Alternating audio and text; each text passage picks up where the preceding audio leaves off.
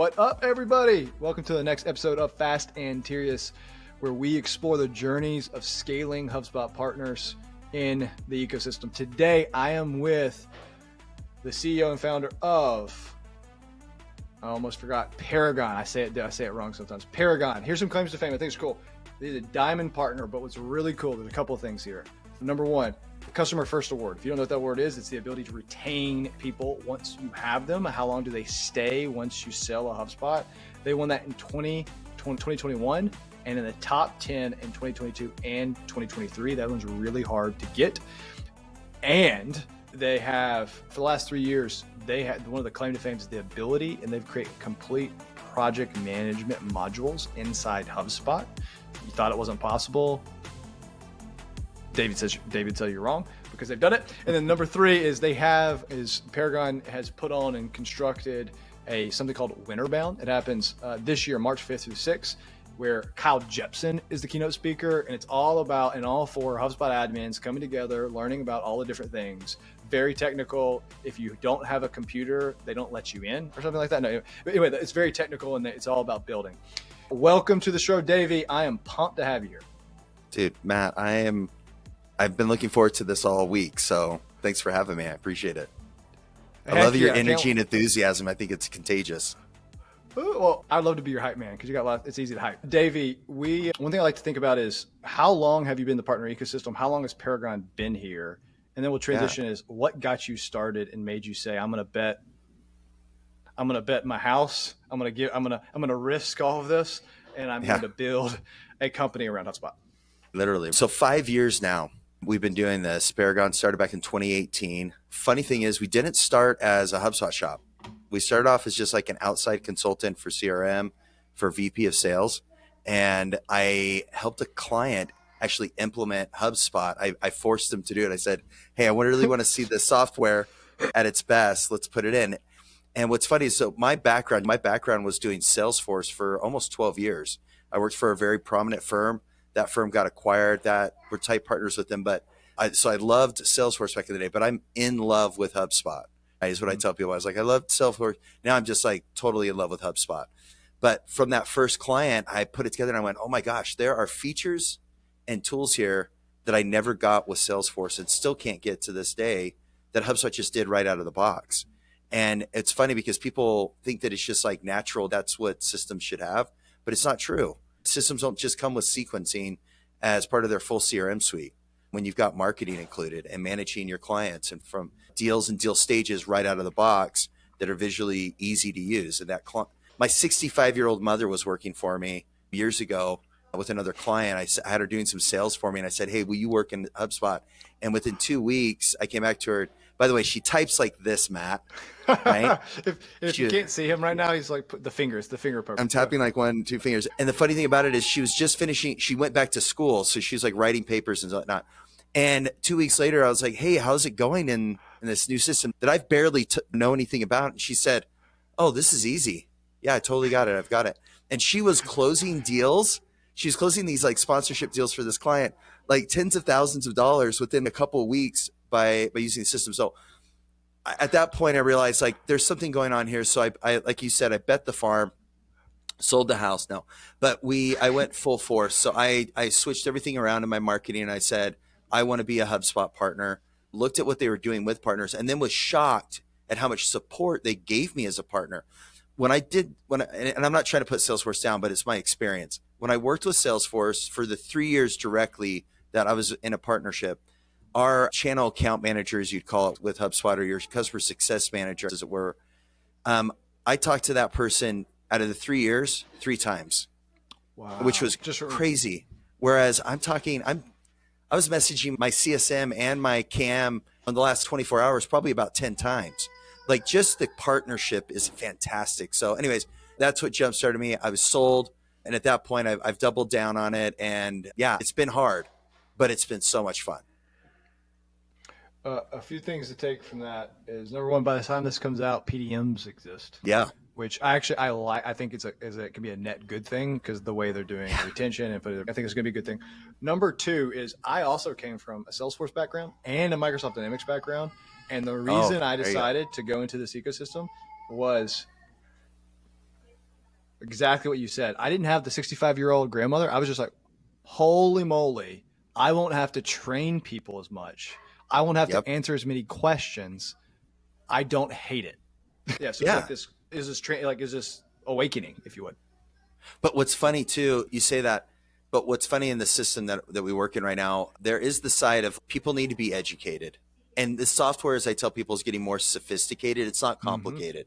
It really isn't, but it's sophisticated, and sales systems, the requirements that people have are getting more sophisticated too. And so you can't just jump in and be like, I'm just going to build my entire thing out of it unless you've already had experience in the CRM. If you don't, at least with some help from somebody like a partner is going to set you on the right path.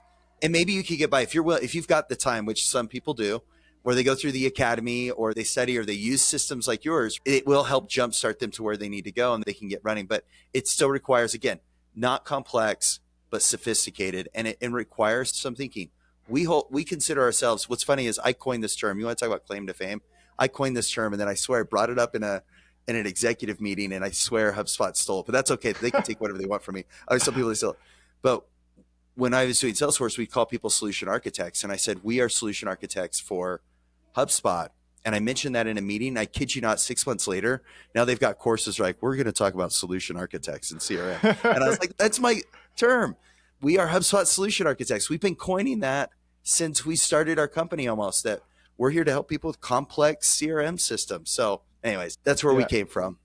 Yeah, I think that is indicative of, and if anybody's is indicative where, think about HubSpot's change. They are now, like you said, they're more sophisticated. It takes an architect, data structure to understand how to use it well and set it up for most use cases. And as they go up market, you have to have architects that understand the system well enough to build for those enterprise use cases. So it just makes sense where they're going, and you're just there before them. Like they've caught up to David. Well, I think they were moving that way. I just happened to like put it in a phrase that made sense. Like, how do we describe this? CRM, best CRM guys, or their solution architects. Okay.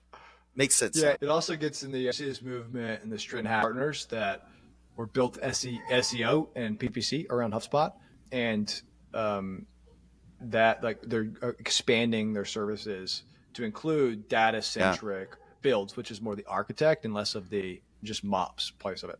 So as we think about, you are Diamond, and talk to me about where you are today. So what are your employees like? How are you trying to, what do you have revenue growth for this next year? What is 2024? What are you trying to hit? We're going all the way, man. No, we want to hit elite. Really hope that we were really trying to hit it last year, and some things, the system changed a little bit and we made some changes. So what's funny, if I can be vulnerable here, we grew a little too fast. I started adding too many people, and we scaled that down and became really lean. And what I learned as a partner is lean is good. I don't need an intern to go get me coffee. I'm in Utah. We don't drink coffee, but that's beside the point. But the reality is that we moved a little too fast, and we needed to stop and take a look at what are we good at? What are we focused on? And so getting to Diamond was hard. It wasn't easy. We found paths where we went to people and we said, we want to get in your system. One of the things we did was we started doing audits for people, free audits, and saying, hey, we'll come in and audit your system so that we could get in and start trying to get our MRR, right?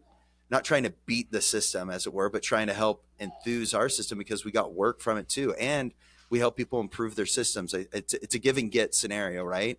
Mm-hmm. Not just a get. I worked for a company, I won't mention who, but I worked for a company before where they totally sneak the system to get themselves on the top of a partner app system for a major CRM called Salesforce.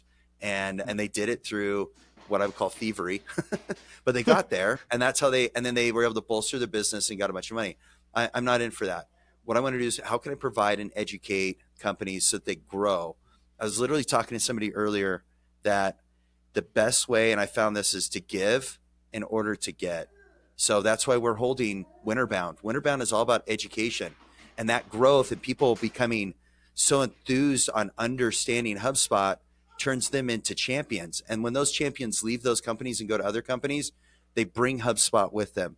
And I've seen that. I've seen that with companies that we get on calls with, and I'm like, so what made you decide to move towards HubSpot? And they go, I used it at my last company and it was great, and we want to use it here. And I'm like, oh, that's the growth we want to see, because that's the growth I've seen before in CRM, right? That's the natural trajectory of things as it moves along.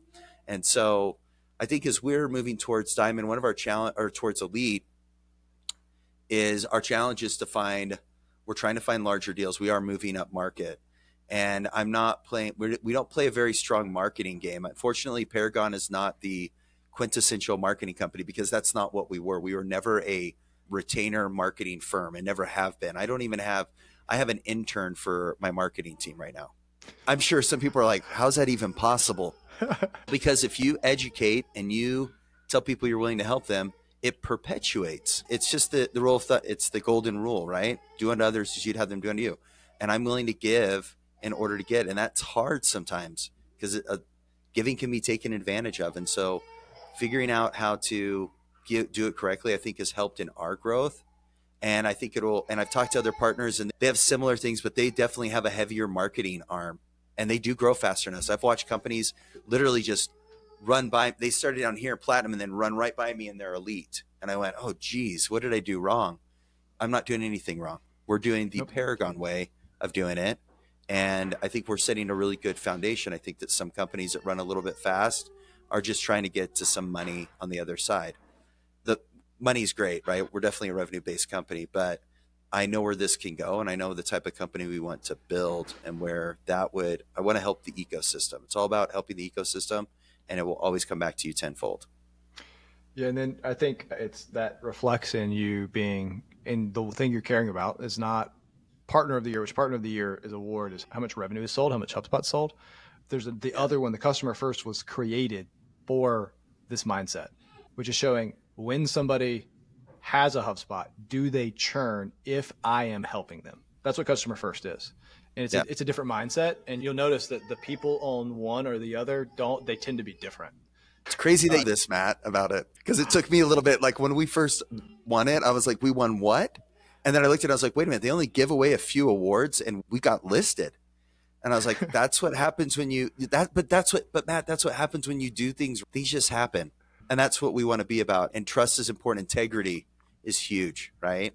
Building on integrity. Yeah, that's crazy. Thanks for bringing that up because I'm proud of that award and the fact that it's my team. It's those that work with me that have done that they know that we love our clients and we want to do what's best for them. We put a lot out there for them right now.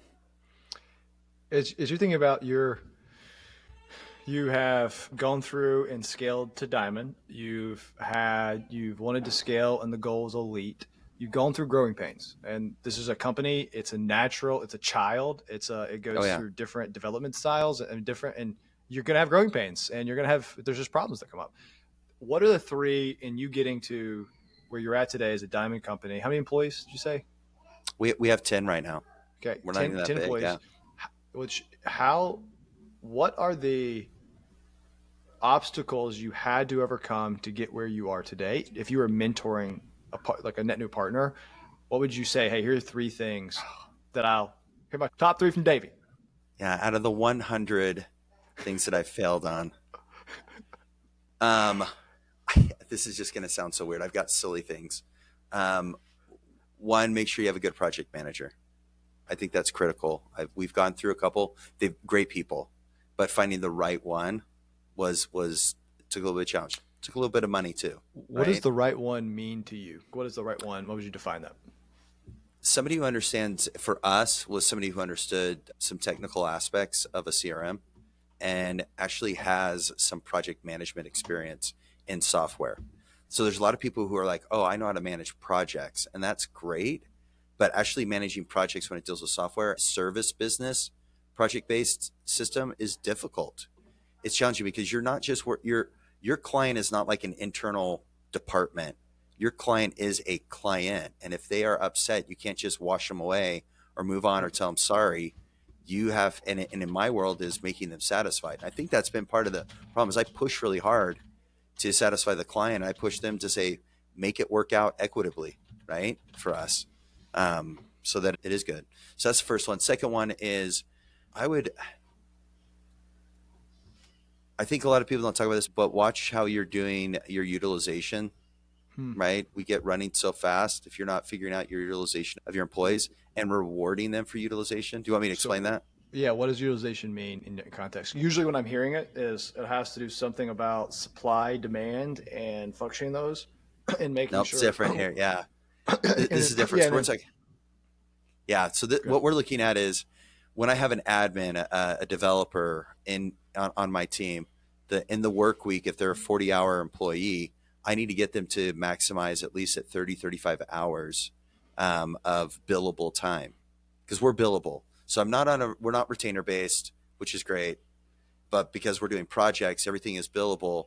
And because of those billable hours, I have to maximize it. So if I have an employee and they're hustling and I've got a client that's over and they're only getting 25% utilization, I'm going to start failing when I might not be able to afford the employee.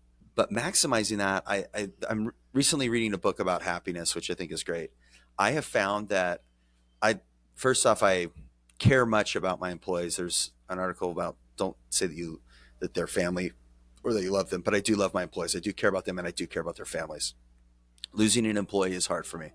And by the way, I do have family that has worked for me, and I have fired family before. So I tell people all the time, I was like, you can fire family, and I would. I'm a jerk. But it was mutual. Yeah. And I love them. And I still love them. And we still get together for Super Bowl and Christmas. So, but as I look out and I see my employees, I think about, okay, for them to get utilization, what's going on in their lives or with their families that I can help them with? What's stressing them out? And how can I make them happy? What's something that I can do to incentivize them? Now, we're a small business and I barely have a penny to stand on, but I will give everything that I can to help them be happy and create loyal employees. There's an old 60 Minutes video of AP. They're the originators of having where you get the doctors and the pool tables and the drink machines and the candy, the Facebook and the Googles and all those places, all those things that they do in their office, make their employees happy, and health programs and gyms and things like that. That all started with SAP technically. And I remember the CEO at the end of the video, he says, at the end of the day, 80% of what makes my business walks out of this gate. If I don't get them to come back tomorrow, I don't have a business. And I live the same way. I've got to find good people. I build relationships with them. Even the ones that we've lost. I was even at lunch today with one of my former employees, and he's a client of mine now, which I'm very grateful for. But it's amazing to see like that it does make a difference, even for myself, right? I like getting praise, but I think my employees more than anybody like that praise. That's the second thing. And the third thing that I'd say is just hustle. You've got to hustle. You've got to work. You've got to network. If you're not doing that, you won't grow. You cannot expect HubSpot to bring you deals every single day. They will, but that's because you've already championed them and they find you as a benefit. So if you're not, and when I say hustle, I'm not saying like you got to work 90-hour work weeks. Yes, when I started, I worked 60 to 80 hours. Heck, Matt, just so you know, when I started my business, I was Ubering at night and I was Ubering close to 40 hours a week while still working 60 hours a week on the business, just so I could make ends meet and kick things off the ground. And it was totally worth it. And I'd do it again, because it got me to where I was at. It's just hard. And then I got to transition that hard work over to the business. I think about it all the time. But then I also take time with the family. So hustle to get it done. I tell my son, we talk all the time. We say we work hard, we play hard. And some people are like, that's hard. Nobody does that because everybody just keeps working. And I'm like, no, you plan it out. We're planning family vacations this year. We're going to go play. And I've set up so that we can go do that. If a client needs me, unfortunately, I'm out with my family. They'll have to deal with it. And if the client doesn't move forward with me or the prospect, that's okay. It was worth losing to keep my family happy. So anyways. Yeah, I love those three when you put them all in perspective. I think the third is, hey, there's this hustle that comes. When I was working. Oh, Matt, you're a hustler, dude. I can tell. I was working a 40-hour job, and then you're essentially working another 40-hour job that was to moonlight in order to start, and that was about 6 months before you could start, and then you actually start, and it's still 60 hours, and it was difficult to start. Yeah, dude, I look at you, Matt, and I just go, dude, that guy hustles more than me. That's what I think of when I see you. Yeah, that guy must be hustling more than me. I'm not doing enough. So you invigorate me. I'm like, dude, I got to keep up with Matt. I love, just total side note is when I love having partners. I couldn't be so like I'm too emotionally needy. I know this about like it's myself, as I sometimes need someone else. So I look at someone, I'm like, this person's harder than me. But what's powerful about if anybody think about partners is if you have somebody that's at your same speed, you constantly look over and you have that, holy crap, like that person's faster than me. And then you speed up and they speed up, and it actually, there's a lot of synergy. You need to be very, there's a whole good with partners. Okay. Fast and Tierious, man. And Tierious, yeah. There you go. Fast and Tierious, yeah. Next question is, I like to ask these three. We'll keep them short, succinct. And if I, again, let's pretend I'm a 26-year-old. I'm tired. I want to start a company and you're talking to me. Let's say, what is the one thing you would never do again when you're starting your business? To be honest, I talked about it earlier, but I probably wouldn't hire family. You were probably told not to do that, but that was People tell you that all the time. I was in a desperate mode, and honestly, I'm grateful for it, but I'd probably change that and do something different. I'm going to stop hiring friends and family. I have a lot of friends that work for me, but thankfully they worked out. But yeah, stop hiring friends and family, hire the right people. There are exceptions I get for all emotionally things. involved. Yeah, Yes. it's like exceptions for all things. Know that it's probably bad, maybe works. What's one thing you wish you did earlier? Ooh. I wish I would have figured out how to like outsource properly earlier. It took us, we failed 3-4 times on our outsourcing. Not that the companies were bad that we outsourced to, they were great. They just didn't fit they couldn't keep up with us and the way that we were being architects because they were used to marketing. And so when we come to when we make a request, they scratch their head and they go, I guess we could do that. And I'm like, oh no. So we built our contractors through us directly. We hired directly for our contractors the way that we wanted. Just 80% of my team, which is easy to count. There's 8 out of 10. 80% of us are in office. That's our business. And then we have a couple of contractors, and they're not even really contractors, they're employees, but they are outsourced, and it helps to get a good margin. But training them is hard, but it's made it so much easier than trying to contract with a third party that adds a cost on top of it. So we've definitely found some advantages there, but we've made some major mistakes and we lost a lot of money. I will tell you that I lost 1 year close to $40,000 in outsourcing in 6 months. That's a big number when you're starting. Yeah, it's yeah. Does that make you hyperventilate, Matt? Yeah. And I'm just being transparent. Yeah, it's one of these things where failure is the ingredient of learning and success. And so it is what it is. And we all go through that. And when people hear, I wish I did this earlier, you'll have whoever, even if you listen to all the advice, you will fail and you will do something that you then tell someone else. The whole thing. Every time. You're going to have your own failures because you have your own strengths. And I have mine. I definitely have strengths and I have huge weaknesses. And believe me, I try to work on them to be strengths. But for my company, it's not worth me being like, hey guys, this year, we're just going to stay status quo while I work on my weakness. I've got to do it while I'm working. That's that hustle side. Like I got to build the airplane while it's in the air. So you've got to do that. And there are things that I'm definitely getting better at. So I think you had one more question, right? That was 2. I have one more. Okay. So you're attempting to be elite this year, or you're going to let the process and the journey create the result. What is the big bet that you are making this next year? You're saying this is a thing that if this fails, then we're probably going to hit our goal. What's that bet? I think that HubSpot, I think last year they made some good transitions. I think this year the transitions they're going to make and that they are making, that you and I are aware of, are going to put it in a better position in the mid-market enterprise space. And we're betting on that because that's what we've been built for. I've been building my team to manage and communicate with enterprise companies. And if you're a new partner, let me just tell you right now, if you're a new partner, don't settle for the bottom scraps and be like, oh my gosh, nobody wants these, so we're going to take them. There's going to be a place for that. But I'm not, by no means am I telling somebody no, because I've been there. And there's going to be somebody that comes out. I was thinking about this earlier. Somebody's going to come out. They're going to be like, we have an implementation package that's $5,000 and we'll do all these things for you. We won't even nowadays we barely look at you if you're $5,000. If you say we only have a $5,000 budget, I go, we got this little programming that we do for onboarding, and my person will sit on some meetings with you, like 4 or 5 meetings.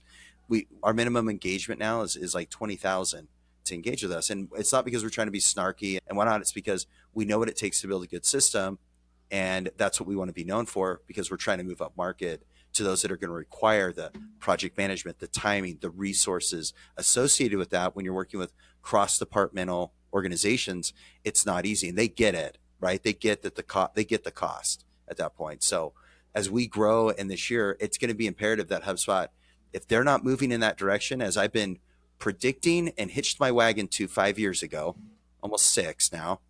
I guess it is 6. We're 2024, so we're in our 6th year. Holy cow, it's not 5, it's 6. In our 6th year now, it won't produce for us because that's what we're building ourselves for. So if they all of a sudden are like, we're just going to stick in the mid-market space, yeah, not going to work for us. Yeah. By the time this comes out, the thing you're hinting towards will be public knowledge. I'll just say is HubSpot has traditionally had a bimodal go-to-market that prioritized SMB. And the shift in the bet, I think, and even super, like me, it's super. I'm making this bet because you look at our partners and how we're thinking about it, and how we're thinking about we're going to re-transform the LMS world, and you're going to see that we're coming with this big launch in February. And by the time this comes out, it's here. Is there still a bimodal approach, but its now emphasis is mid-market enterprise, and it's happening. Yep. And that's the bet. Let's see how well it occurs, but it's going to happen, and I'm pumped to see it. Yeah. So, and that's what we're aiming for. So don't tell me, or don't just ask me, ask anybody else. Don't just believe me. Davey, this was a great conversation. I think there's a lot of nuggets and gold that anyone could listen to and be able to take. If people want to talk we didn't even get to my project management tool, which is okay. Well, if people want to say, hey, Davey, you said that HubSpot can actually use. There's a YouTube video, Matt. They can just go look it up. Go look up project management HubSpot. They'll find my video. Once they look that up, how do they get in contact with you after this? Pearagon.com. There's two buttons on there. Either get a quote or get an audit. You'll be able to talk to us. Our winter bound stuff is on there too. If you look at events, it'll start coming more front page. We're changing our marketing to better fit for it. But winter bound, I don't know when this comes out. Hopefully it gives enough time, but it's not a webinar, guys. It is a live event. So even though we're recording it, we will post some of the videos. The point is to come in person, get hands-on, meet with people, come commiserate or get excited with other people that are there, right? About HubSpot. You'll find good friends. You'll make good friends, just like you would at inbound. But we're definitely like 10 times less the cost of inbound because you don't have to go to Boston. You don't have to get an expensive hotel in Boston. You don't have to buy an expensive ticket, which is okay. It's good. There's a lot of good nuggets at inbound. But it's $75 a ticket. Utah's got great snow out here right now, so it's a great time to ski. So come have a family vacation and get some HubSpot knowledge. It'd be great. Sorry, I had to put a plug in there, Matt. I love it. I'll make sure this gets out before Winterbound happens. Okay. Davey, I appreciate your time. Thank you so much. This has been a pleasure. We've been moving fast and Tierious. I appreciate it. To everybody, stay awesome. Keep doing it big and stay super. Adios, everybody.